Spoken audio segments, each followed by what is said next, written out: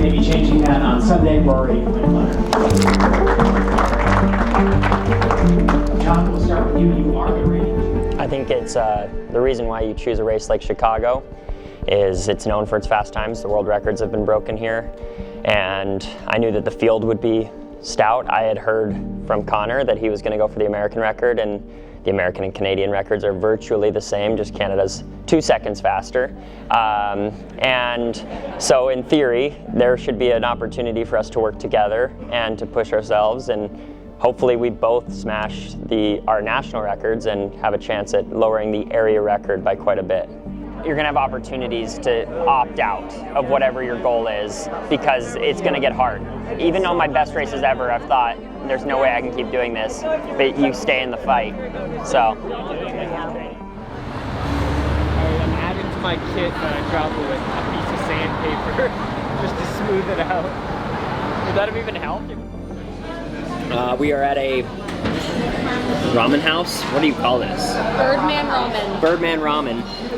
And starting with some gyoza.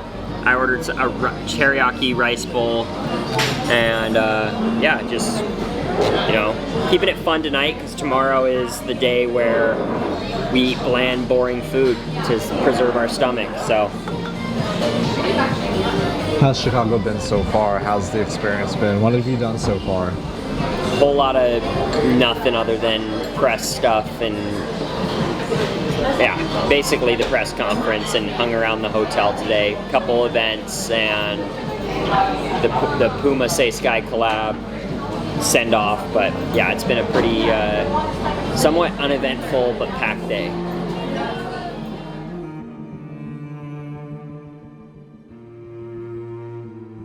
Here we are, the day before the Chicago Marathon. Gonna head to dinner here shortly, but I'll run you through what the day before looks like for me.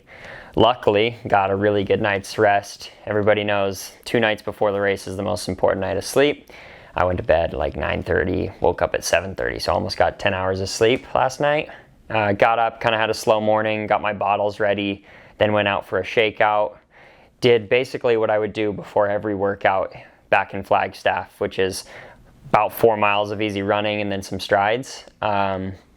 Felt really, really poppy actually, honestly, like the fastest I've ever run on like a pre-race shakeout. I don't know if it's the energy in my body or whatnot, but I felt like I was just floating around on the lakefront. So the energy was good. People were out there in full force. Got a lot of good luck tomorrow. Go get that record kind of cheers, and you know that lifted me up and got me excited for tomorrow. And since getting back, it's been just kind of the logistics of pre-race as an elite marathoner. We drop off our bottles, get our uniforms checked for World Athletics compliance.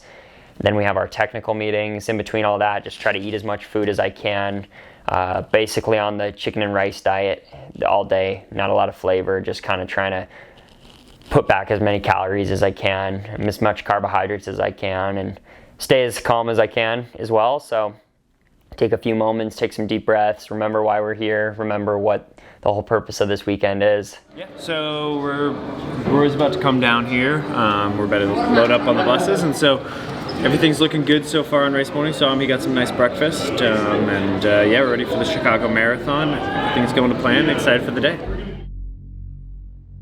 Just had a call with my brother-in-law who just ran a race out in California this morning, Doug, and I was just like, man, I just gotta remember that I chose to be here, right? Like, it's kind of like these pre-race moments where you kind of question, like, why am I even here, man? Why did I sign up for this? Because you just know, I love doing what I do, but this is the moment where all that pre-performance anxiety kind of culminates. And as long as I can hit the pillow tonight, wake up tomorrow ready to roll, I know that once the race starts, all that fear and angst dissipates, and it becomes all about just competing as hard as you can, leaving it all out on the course. And yeah, I'm excited, man. It sounds like there's going to be a few groups moving around out there, and it's going to be a game time decision on, do I go with this group or that group? There's going to be a 62-minute group, a 62-30 group. At the end of the day, I'm going to focus on competing to the best of my ability, listening to my body and running my race, and give myself the best chance possible to walk away here with a big personal best and hopefully a national record to boot. I don't know. I feel like this is the first time I've gone into a race feeling like I have a target on my back instead of being the one hunting, Going into Boston, I knew I was in great shape, but I also knew that nobody else really knew how good a shape I was in because I hadn't done it at a marathon yet. I hadn't had my, breakout moment yet.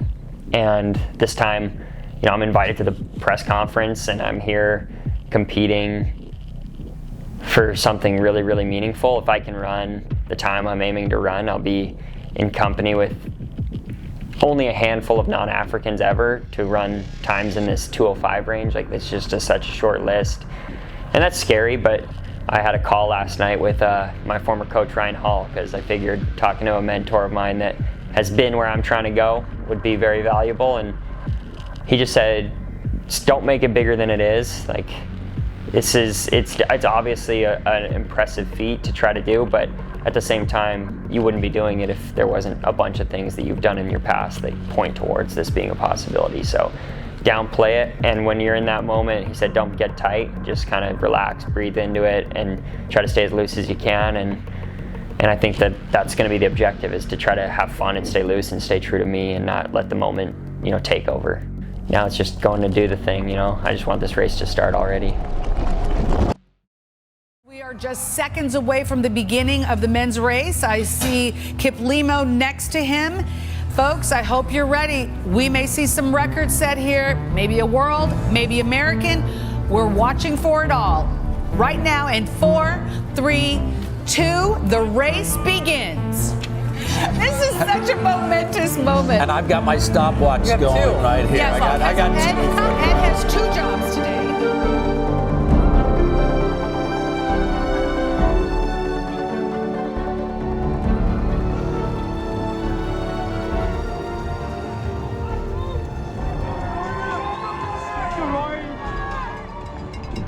Man, that was, in a lot of ways, every marathon you finish and that's the hardest thing I've ever done. And this one was especially that for a number of reasons. It was fun. It was a battle. There were moments that I was like super over the moon about putting myself out there, being in position to run this record that we set out to run for around 30K.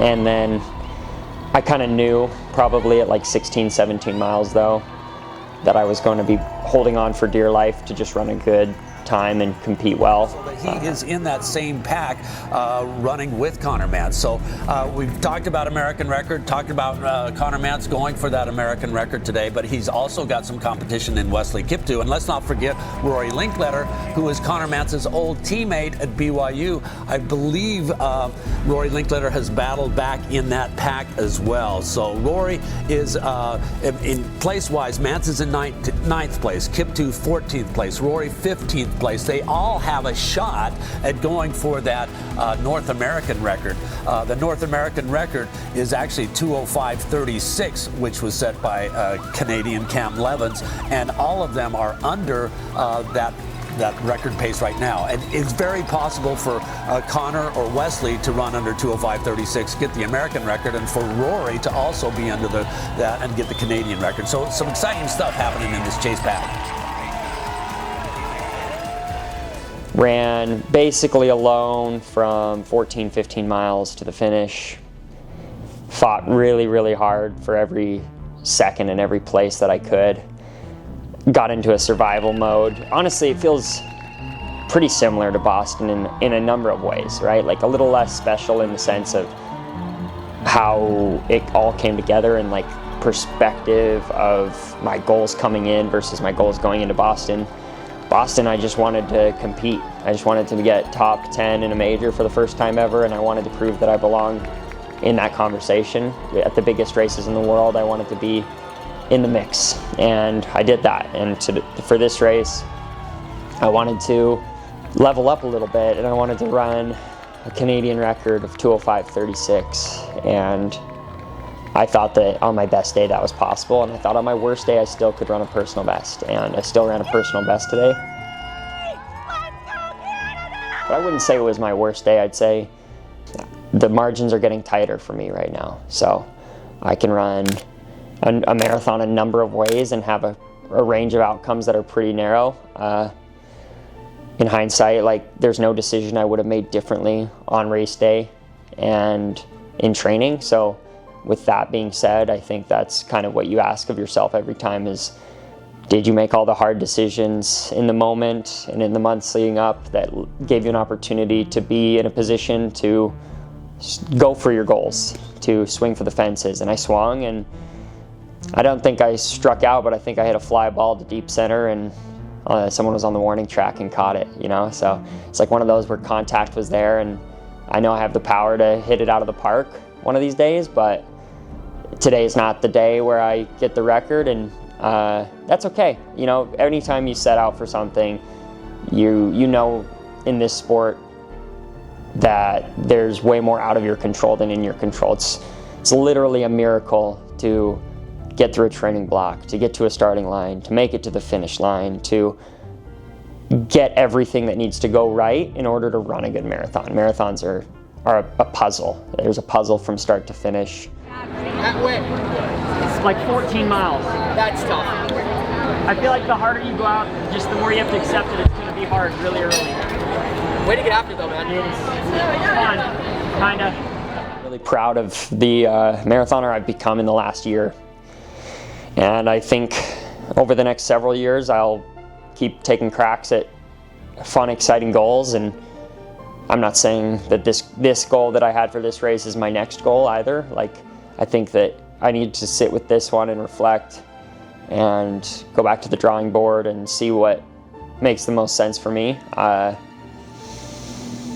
It was different. It was different to kind of emphasize time and to think about this one for several months, and in a lot of ways it got a lot out of me and helped me grow, but at the same time I think it's a little different than just going out and competing, and so we'll see what's next. I really have no idea. I'm not even there yet, but processing this race and processing everything that went into this, I think I can leave Chicago extremely proud of the efforts I put in, extremely grateful for all the people that make something like this possible. You know, my coach, my family, my friends, my training partners,